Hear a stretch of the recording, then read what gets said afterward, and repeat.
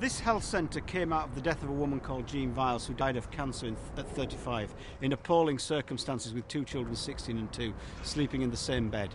The processes and systems of the civil service were completely missing her, one of the most vulnerable people in our society. That's what the welfare state and the NHS was all set up to do, but it was missing the point. And it was really getting hold of Jean's life, and actually afterwards ourselves getting purposeful and saying, we'll build the first health centre in Britain that's owned by the patients and not the doctors. I could see here in the middle of the Lower Lee Valley, now 300 yards from the Olympic site, that at that time, 25 years ago, nothing worked.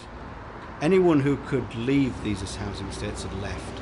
And you had 55 languages and dialects in 10 minutes walk of our buildings. And, you know, lots of voluntary sector projects having management committees and all that stuff, but they never built anything. When did you last have your blood pressure down? Well, I've been a GP for 20 years in Tower Hamlets and always wanted to be able to provide much more for my patients. I recognised that, yes, I could prescribe them an antidepressant, but actually often what was really important to their health was getting a job, getting some training, looking at the environment they lived in and the creative side of them as individuals. I think one of the important things when this health centre was designed was to think about the quality of the environment within which we were delivering services. It's well known that in wealthier areas that people expect and get a very high level of both services, and also the buildings in which those services are delivered from are also of high quality. So what we wanted to do was to build a very high quality environment which gave the message to our patients and to our users that they were equally valued.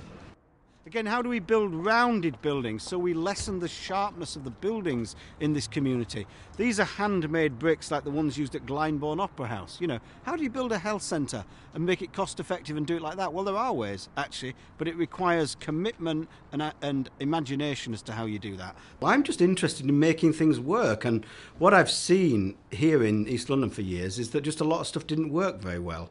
And how do I begin to form partnerships with the public sector and business and other entrepreneurs to just do stuff? If you could draw another one like that on the I come for the simple reason is to keep my mind going. My body might be going rubbish, but I want to keep my brain still working. I've been coming here nearly 18 years now. Some have been coming a bit longer. But we all sort of meet up here. They all come from different parts of Tower Hamlets. But we all meet up here and it's socialising with other people. Well, when we started this centre all those years ago, we were very much a one-off. Now I'm director of NHS Lift nationally, which means we're taking this model of care for patients across the country. The church room, it was all just 200-seater church with a pulpit and choir stalls and 12 old people sitting where they always sat, and it looks as though the dead had been carried out and no one had noticed. You know, obviously what we did was bring together a first bit of resource and ripped out the whole of the old church and just left a shell and put a capsule in the middle of it that defined a church for 40 people, an art gallery, an integrated nursery, and built a little business plan around all that so that it became a sustainable room. That's what we tried to do. And this canopy lifts up on ropes, and you can do theatre here or Bengali Eid or Jewish Passover. It can become many, many things. In some ways it's about down to the detail of the chair, you know. Why did we go for handmade chairs? Because I think children remember which chair you sit on as a child. You know, it's really, really important. Whereas we keep stuffing our schools with plastic chairs and bent legs. These have been here 23 years. Those little details are what matter. I think that what we've been about here in this social enterprise is not just function, but about beauty and innovation and art. And I think what you see here is a beautiful space, because I believe we are the environments we live and work in. And if we build certain sorts of work and play environments that are brutal, we will become brutalised. If we build beautiful spaces, it will change the way we are. Really important for all the hundreds of children coming through here. There's a place here full of human stories. Billy, who built our park out the back, was an unemployed 28-year-old. All I did was give him a shovel and a pick, and he started picking up the tarmac and had this vision to plant a meadow. And my response was, go for it, Billy. He plants the meadow, and 6 months later, the butterflies arrive. Civil servants find all this people stuff really difficult. But we all know, it's why we all watch Neighbours and EastEnders. It's the people bit that makes it work. And you look at all the forms they give us, and it never mentions the people. Big mistake.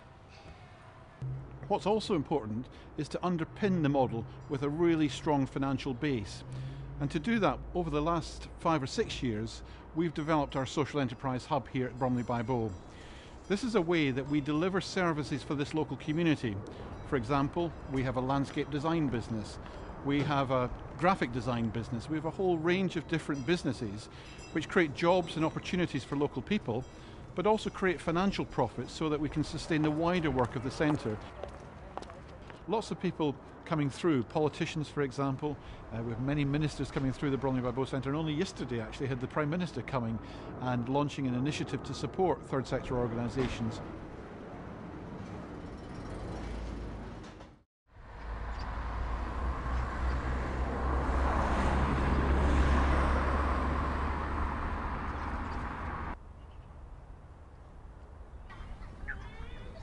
And if you make it work well, if you work on this little playground and the little hub and cluster we're going to make outside with the housing company, and that goes well, you might become their little hub in this park, you know, because it's all about relationships.